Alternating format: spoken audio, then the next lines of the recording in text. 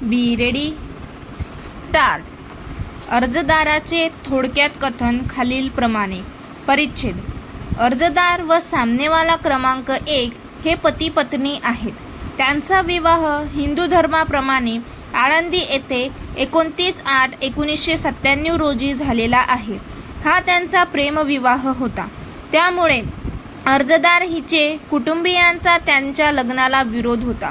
लग्नानंतर अर्जदार ही सामनेवाला क्रमांक 1 यांच्या घरी नांदावयास गेली.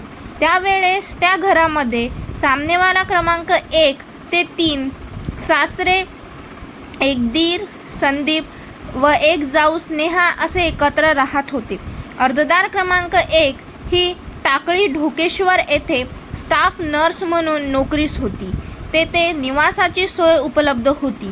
अर्जदार क्रमांक 1 गरोदर असताना सामनेवाले क्रमांक 1 ते 3 यांनी गरोदरपणात तिला नगर येथून येऊन जाऊन नोकरी करण्याची सक्ती केली. लग्नानंतर सुरुवातीपासूनच सामनेवाला क्रमांक 1 ते 3 यांनी तिला त्रास देण्यास सुरुवात केली. लग्नानंतर सामनेवाला क्रमांक 1 यास दारू, मावा, गुटखा, तंबाखू, पान तसेच मटका व जुगार खेळण्याचे व्यसन असल्याचे तिला लक्षात आले. सामनेवाला क्रमांक 1 ते 3 यांनी तिला ख्रिश्चन धर्मातील रीतिरिवाज पाळण्याची सक्ती केली. तसेच तिला मंदिरात जाण्यास, देवपूजा करण्यास, अगर हिंदू पद्धतीने जगण्यास मनाई केली. त्याचबरोबर तिने धर्मांतरण करावे याकरिता तिचा पाठपुरावा केला. अर्जदार क्रमांक 1 हिने त्याकरिता विरोध केला. तेव्हा सामनेवाला क्रमांक 1 हा तिला सतत मारहाण, शिवीगाळ करत होता. मुलीच्या जन्माच्या वेळेस तिचा करण्यात आला. त्यानंतर तिला पुन्हा दिनांक 8/12/1999 रोजी ख्रिश्चन पद्धतीने विवाह करण्यास भाग पाडले. सामनेवाला क्रमांक 3 हा घरात कोणी नसेल तेव्हा लगट करण्याचा प्रयत्न करत असत. परिच्छेद.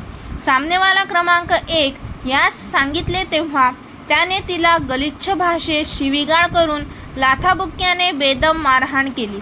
सामनेवाला क्रमांक 1 हा दारू पिऊन तिच्याशी भांडणे, शिवीगाळ करत असे. तिचा मोबाईल हिसकावून तिला संशयास्पद अनेक प्रकारचे प्रश्न विचारून तिला गलिच्छ भाषेत शिवीगाळ करत असे. लग्नानंतर 8 ते 9 वर्षांनी तिच्या माहेरच्या लोकांशी पुन्हा संपर्क झाला. तेव्हा तिच्या बहिणीचे व कुटुंबियांचे त्यांच्या घरी येणे जाणे यावरून सामनेवाला क्रमांक 1 तिच्याशी सतत भांडणे व शिवीगाळ करत.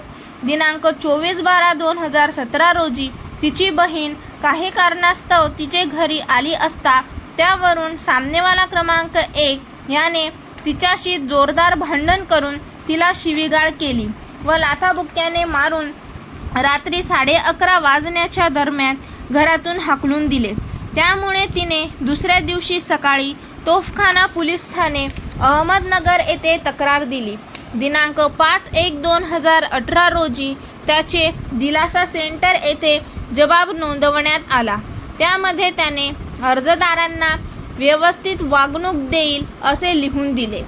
तरीसुद्धा सामनेवाला क्रमांक 1 हा जबरदस्तीने त्यांच्या क्वार्टरमध्ये घुसून मोठे भांडण करतो व त्यांना गलिच्छ भाषेत शिवीगाळ करतो.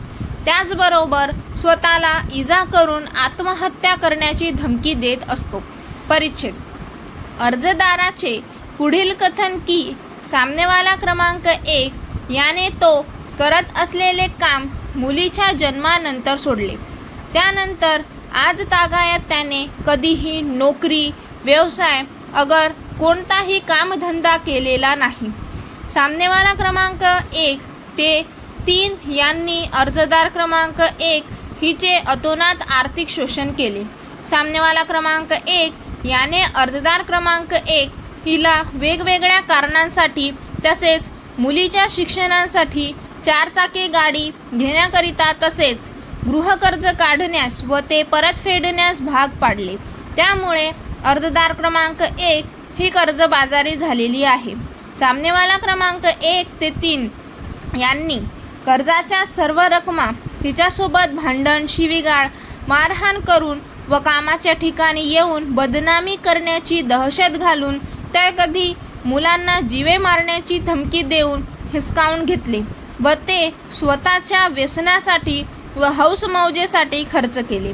सन 2012 अर्जदार क्रमांक 1 ही सामनेवाला क्रमांक 1 ते 3 सोबत एकत्र कुटुंबात राहत असताना तिला अपमानास्पद वागणूक देत होते.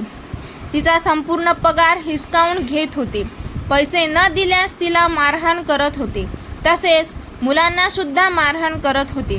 त्यांच्या अमानुष व क्रूर वर्तनाचा अर्जदार क्रमांक 2 व 3 यांच्यावर विपरीत परिणाम होत आहे व ते दहशतीच्या वातावरणात जगत आहेत.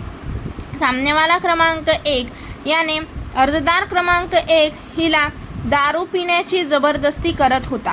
अर्जदार क्रमांक 3 हा 10व्या वर्गात शिक्षण घेत असून त्याच्यासमोर सामनेवाला क्रमांक 1 हा दररोज दारू पिऊन मोठमोठ्याने आरडाओरडा, शिवीगाळ व अर्जदार क्रमांक 1 हीच मारहाण करत असे. त्यामुळे त्याचे अभ्यासावर त्याचा परिणाम झालेला आहे.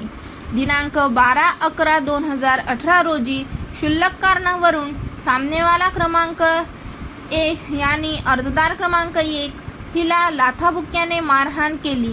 त्यामध्ये तिच्या 2 बरगड्या मोडल्या.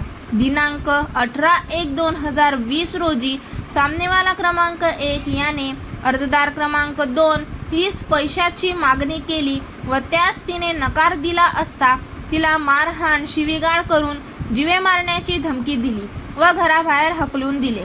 त्यानंतर तिने त्याच्याविरुद्ध तोफखाना पोलीस स्टेशन ठाणे येथे तक्रार दाखल केली. त्यानंतर पुन्हा दिनांक 22/1/2020 रोजी ते राहत असलेल्या घरात शिरून त्यांना शिवीगाळ, मारहाण व जीवे मारण्याची धमकी दिली.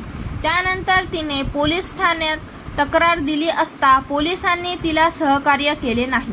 सामनेवाला क्रमांक 1 याने अर्जदार क्रमांक 3 यास अश्लील चित्रे दाखवली होती. अशा प्रकारे सामनेवाला क्रमांक 1 ते 3 यांनी अर्जदार क्रमांक 1 ते 3 यांच्या शाब्दिक, आर्थिक, मानसिक, भावनिक असा सर्व प्रकारे छळ केलेला आहे. त्यांचा अर्जदार पुढे असे कथन करतो की सामनेवाला क्रमांक 1 ते 3 यांनी शाब्दिक, आर्थिक, मानसिक, भावनिक छळ करून त्यांना अमानुष स्वरूपाची वागणूक दिली आहे. त्यामुळे सामनेवाला क्रमांक 1 ते 3 यांनी त्यांना छळाची, अपमानाची व पैशाची मागणीची कृत्ये करू नये असा आदेश देण्याची मागणी केलेली आहे. त्याचबरोबर त्यांच्यासोबत संबंधित असलेले त्यांचे नातेवाईक व कुटुंबावर हिंसा करू नये असा मनाई हुकूम मिळण्याची मागणी केली आहे.